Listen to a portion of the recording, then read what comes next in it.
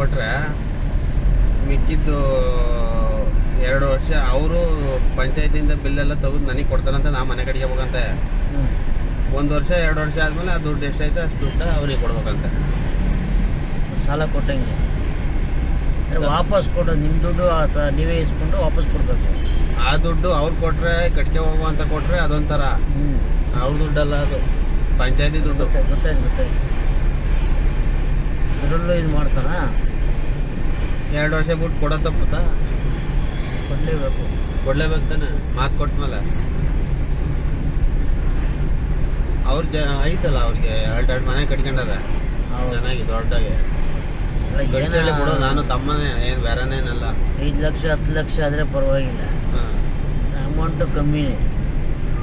ಪಂಚಾಯತಿಯಿಂದ ಬಂದದ್ದ ನಾನು ಎತ್ಬಿಟ್ಟು ಅವ್ರಿಗೆ ಕೊಡ್ಬೇಕಂತೆ 1 ವರ್ಷ ಆದಮೇಲೆ. ದುಡ್ಡು ಮಾಡೋದು ಭಾಳ ಇದು.